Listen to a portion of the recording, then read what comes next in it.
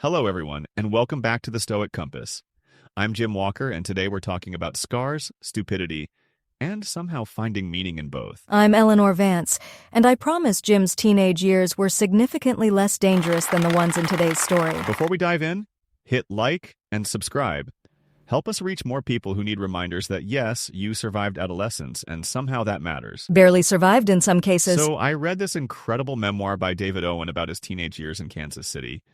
And Ellie, it's basically a love letter to doing incredibly stupid things with your friends. How stupid are we talking? Throwing lit cherry bombs at each other from the tops of chimneys, stupid.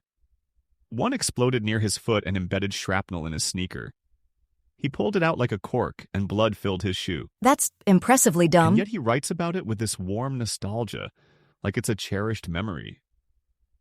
The whole essay is about how our bodies become historical documents, with scars marking dramatic moments. Which is actually a very Stoic concept. Really? Think about it. Marcus Aurelius wrote that everything that happens to us becomes part of us. Our experiences, even painful ones, shape who we are. Scars are literal proof of that transformation. So instead of regretting the injury, recognize it as part of your story? Exactly. The Stoics believed in accepting what happens and integrating it into your narrative. Owen does this beautifully throughout the essay. He catalogs all his scars. Molten G.I. Joe on his left arm from melting toys in grade school, pins from a broken wrist, a dimple in his cheek from falling off a tricycle at age 3. Wait, melting toys was a hobby? Apparently testing the melting points of their possessions was just what kids did. Different times. Very different times. But tell me about the dimple. That one sounds less voluntarily stupid. He was 3, standing on his tricycle seat, and fell. The injury got him excluded from an Easter photo shoot for the newspaper. There's this picture of a sad little girl who's described as lonesome for her special playmate who hurt himself that morning. And he kept that clipping? It was his favorite page in his scrapbook. He says it spoke of his ability to influence others' emotions and suggested a kind of celebrity. He even thought they'd get married someday. Did they? No, but he took her to his first school dance in 7th grade, where he wore 2 pairs of pants because he was ashamed of his skinny legs. 2 pairs of pants. That's commitment to an insecurity. And years later, her daughter and his daughter were college roommates and sorority sisters. Life is strange. The Stoics would call that the interconnectedness of all things. But let's talk about what makes this essay philosophically interesting. Owen is doing something profound with memory and meaning. How so? He's taking objectively terrible decisions, throwing explosives at friends, shooting bottle rockets from cars, opening fire hydrants, and finding value in them. Not because they were good ideas, but because they shaped him. Oh, the car stuff is wild. They put paperboard in the windows with holes for bottle rockets and drove around Kansas City shooting at each other. That's genuinely insane. They even developed a technique called the Hawaiian flick for throwing projectiles from cars. You throw from the far side, over the roof, so the victim can't see who did it. That's surprisingly tactical for teenagers throwing eggs. But here's the scary part. Someone threw a cherry bomb into their car, and Owen says the explosion inside that enclosed space made his mind go completely blank. Today, his ears ring, probably partly from that. So he has permanent damage, yet writes about it fondly. That's where the Stoic practice comes in. Amor fati, love of fate. What does that mean exactly? It means loving everything that happens to you, even the painful parts, because they made you who you are. Not just accepting it, but embracing it as necessary. That seems hard when you have permanent hearing damage from being an idiot. But notice he doesn't express regret. He catalogs it matter-of-factly, along with everything else. It's part of the complete picture of his life. There's a beautiful moment where his daughter cuts her hand at the ice rink, and he tells her on the way to the hospital that his happiest memories involve accidents. That's excellent parenting, actually. He reframes it as a potentially interesting adventure they'll both remember with clarity. And it works. She cheers up, and now she remembers that night with contentment. He's teaching her the Stoic practice of reframing. Instead of, this is terrible, it's, this is happening, and it might become meaningful. The doctor who sewed her up was smoking outside the emergency room, had tar-stained fingers, but was gentle. The tobacco smell reminded Owen pleasantly of his father. Again, finding unexpected value in what others might consider negative. That's sophisticated emotional processing. Now let me tell you about Duncan, Owen's best friend. This is where the essay gets heavy. Go ahead. They were friends from 1st grade through high school. Duncan had red hair, freckles, a round, happy face. Owen says decades later, Duncan still looked more like his smiling 1st grade self than anyone else. That's a lovely They image. called each other Gui Gui for reasons Owen can't remember. They sang like Louis Armstrong about women waiting at bus stops.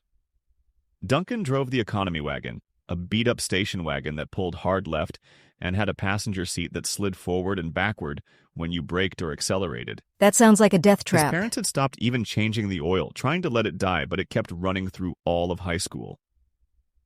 It's described with such affection, like a character in itself. Objects can hold meaning that way. The Stoics understood that our relationships extend beyond people to places and things that witness our lives. They had this place called the burned-down house, a suburban ruin with chimneys, a tennis court, a concrete slab. That's where most of the stupid stuff happened. Sacred teenage space. Every generation has They one. built sledding trails there, removed tree branches, created banked turns. On one run, Duncan overshot and launched into brush. A broken branch tore through his glove and up his finger. He ran home screaming, the others following his blood trail in the snow. And that scar became part of Duncan's identity, like his smile and his chipped tooth. Exactly. But here's where it gets sad. At the end of the essay, Owen reveals that Duncan died 5 years ago of a heart attack at 52. Had substance issues, job troubles, a divorce, but finally met the right person and seemed to be getting his life together. And then he died. And shortly after, his girlfriend died too. Owen just states this factually, without melodrama, the way he describes everything else. That's Stoic acceptance. Not denying the pain, but not drowning in it either. The facts are the facts. There's also a boy from the class behind Owen's who died in a car crash near the burned-down house. The scar on the tree trunk remained visible for years. Even trees carry scars. The landscape itself becomes a witness to what happened. Now let me tell you about the Colorado trip, because this is where Owen almost ruins everything but finds something profound instead. I'm listening. When he was in high school, he went on a wilderness backpacking trip. During a survival solo, 84 hours alone with no food, he carved a spear for marmot hunting and put a deep gash in his thumb. Of course he did. He says when he sucked on it, blood filled his cheeks like water from a hose. He made bandages from his t-shirt. Every time he unwrapped it, the gash reopened. But he went back the next year? With Duncan. They convinced their parents to let two 17-year-olds spend 2 weeks in the Colorado wilderness alone, unsupervised. Different times indeed. But Owen almost ruined it because the cherry bomb accident happened weeks before they were supposed to leave. The wound on his toe reopened, but he said nothing to his parents, worried they'd make him stay home. So he just hiked on it anyway? Filled his backpack with Band-Aids and tried to walk without using his big toe. The desire to go was stronger than the pain or fear. This is where we see the Stoic concept of preferred indifference. The trip wasn't necessary for virtue, but he preferred having it. The question is, was it worth the risk? According to Owen, absolutely. He describes the appeal of hiking away from the edge of the known world.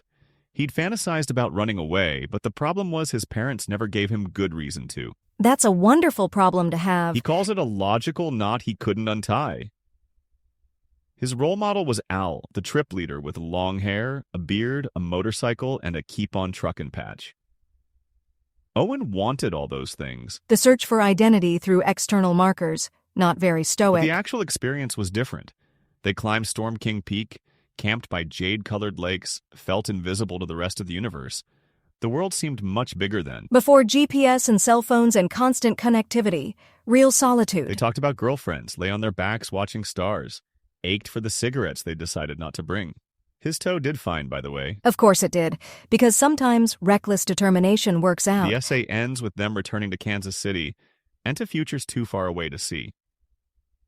It's this perfect, open-ended conclusion. Because he's writing from the future those boys couldn't see. He knows Duncan dies, knows about his own hearing damage, knows how everything turns out. But he doesn't impose that knowledge on the memory. That's restraint. It's Stoic wisdom. Let each moment exist as it was experienced, even if you know the ending.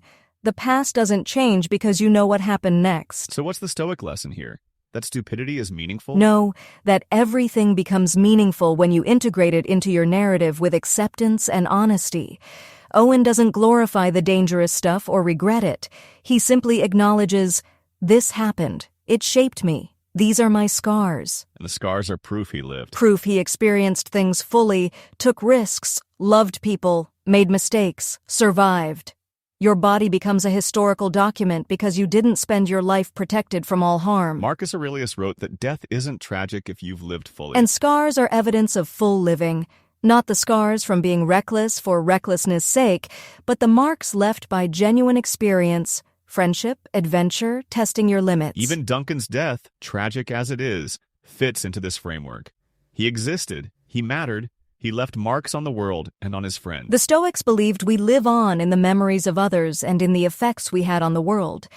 Duncan lives in this essay, in Owen's dimple and scarred thumb and ringing ears. That's beautiful and sad at the same time. Most meaningful things are. The Stoics didn't promise happiness without pain. They promised meaning despite pain. I think I need to look at my own scars differently. Not as mistakes or accidents, but as evidence. Evidence that you were here, that you lived, that you experienced. That's the Stoic practice. Transform every experience, even painful ones, into part of your philosophical education. Though maybe without the cherry bombs. Definitely without the cherry bombs. We can appreciate Owen's story without recreating his methods. Fair point. Thanks for joining us on this journey through scars, memory, and meaning, everyone. Until next time, remember that your scars tell a story. Make sure it's one worth telling. And maybe wear protective eyewear around explosives. Also solid advice. This podcast is powered by VoxCrea.ai, where ideas find their voice.